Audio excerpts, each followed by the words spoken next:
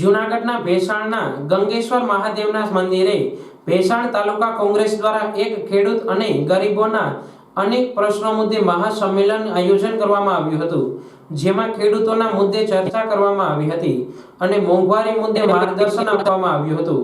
વક્તાઓ દ્વારા ભાજપ પર આકરા પ્રહારો થયા હતા।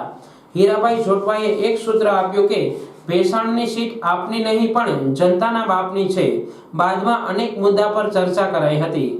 આ તકે ભેસાણની જનતા મોટી સંખ્યામાં ઉપસ્થિત રહી હતી અને આજુબાજુના ગામના અમુક સરપંચો તેમજ કાર્યકરો મોટી સંખ્યામાં હાજર રહ્યા હતા। મારું નામ નીતિન રાણપરિયા। શું હોદ્દો છે આપનો અહીંયા? ભેસાણ તાલુકા કોંગ્રેસ પ્રમુખ છું અત્યારે। આજે શું કાર્યક્રમ હતો? આજે અમે ખેડૂતોના અનેક મુદ્દાઓ, અનેક સમસ્યાઓ છે, એના માટે અમે ખેડૂત મહાસંમેલનનું આયોજન કર્યું હતું।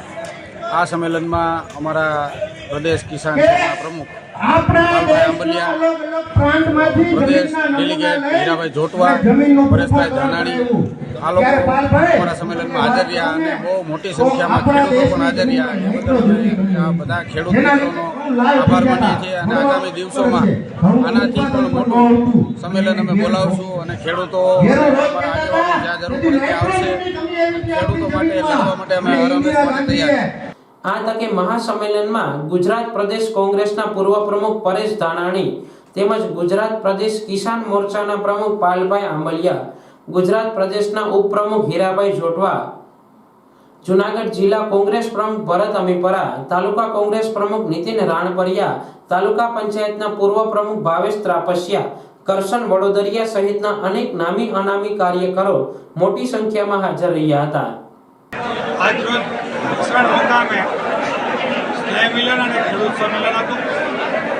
આ ખેડૂત સંમેલનમાં ખૂબ મોટી સંખ્યામાં ખેડૂતો હાજર રહ્યા। એમની પીડા ડુંગળીના ભાવ, કોટનના ભાવ, મગફળીના ભાવ એ પૂરતા મળતા નથી। બીજી બાજુ ડુંગળીની નિકાસબંધી કરી, કોટનની આયાત કરી, ખેડૂતના ઘરમાં જ્યારે જણસ હોય ત્યારે એનો ભાવ ઘટાડે એવા કાવતરા થાય।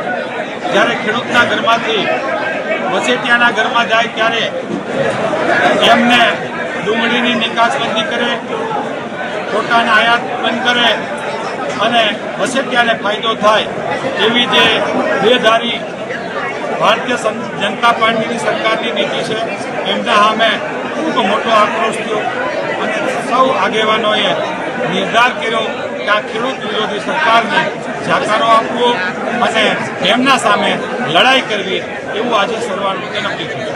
સામાન્ય રીતે કોંગ્રેસ પાર્ટી 138 વર્ષ જૂની હતી।